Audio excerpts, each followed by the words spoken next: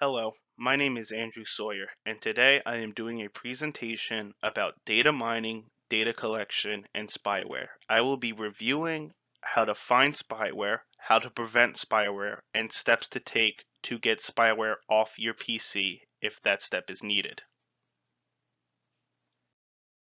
Spyware is a software that allows other users from a different location to gain access to your computer and mine the data and information from your computer, which they can use for their own personal use or sell off for a price to companies, other users, and other dangers on the internet. The type of people that spyware users look to attack are people like my brother, Matthew. He is the current person on screen. Matthew is 21 years old. He is currently enrolled in college and is an avid PC user, yet he does not know the dangers that come with using a computer. Before we get to Matthew's story, I want to give you some information to think about when it comes to spyware. 63% of people do not read their user agreements. 100 to 150 million people have spyware, and 81% of those people don't have protection from spyware. It's insane. Now let's get back to my brother. Matt uses his computer daily, but he doesn't read his user agreements. He also lacks a VPN and has no virus protection. Also, he uses the same passwords and no authenticator for all of his accounts. My brother is looking for trouble every time he uses his computer. Trouble finally found its way to Matt today when he logged onto his computer and found he was getting very specific ads.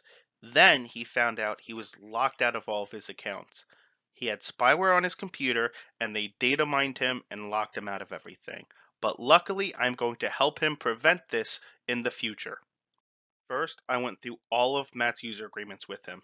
You should always read your user agreements and make sure you know what you're agreeing to. Companies can be sneaky, so you got to read for areas about data mining and make sure that they are not looking into your personal information and using it for their own purpose. And don't forget, you can always deny user agreements. If a company makes you accept their user agreement to use their company, their app, their product, their service, or whatever it is, it's always a red flag.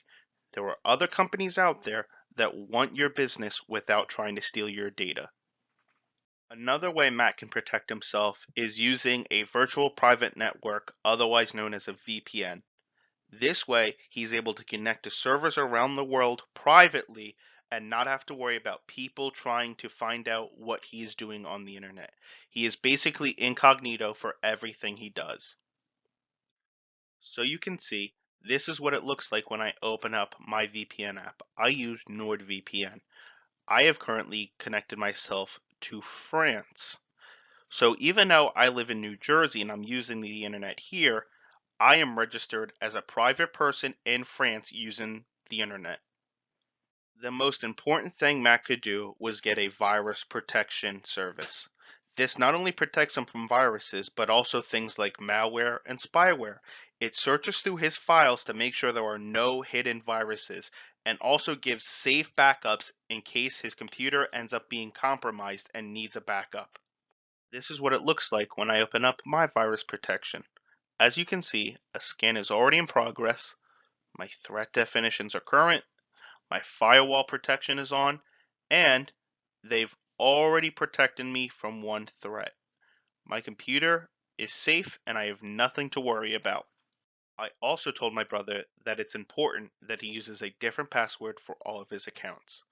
If you use the same password for every account and one of them becomes compromised, what stops that person from going and trying to get into every single one of your accounts? All of your information would be at the palm of their hand. And I know you might be thinking, I have to remember a different password for every account I have? And the answer is no.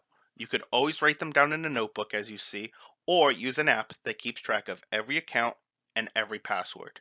It's also a good idea to change your passwords every year as an extra security measurement. Also, while speaking about passwords, it's a good idea to get an authenticator, which makes it that you cannot sign into an account even if you have a password without using an authenticator on your phone to prove that it is you that wants to get in touch with that service or account. As I showed my brother, every time I want to use Twitch, I get a text message to my phone with a code that I have to type in.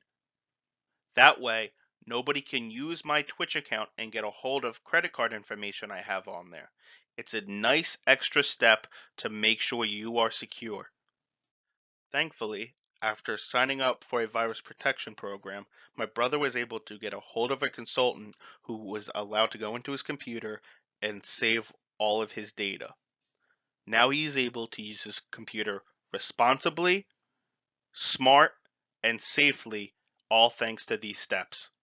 Because my brother read his user agreements, signed up for a VPN, got virus protection, and changed his passwords, he is able to go back and game with his friends in peace, knowing that his computer is safe and that there is no threat of data mining and data collection. If there's anything my brother would want to relay, it's that you should follow these steps and not follow in his footsteps. Cybersecurity is a very important thing. Your data is important, and that is your privacy. Don't let other people get a hold of that information. Follow these steps and you'll be protected. I would like to close this presentation by showing you the sources I used to get the tools and advice that will help keep mine and your computer safe and protected. I would also like to close by thanking you for listening, and I hope this helped. Looking forward to seeing you guys surf the web safely. Goodbye.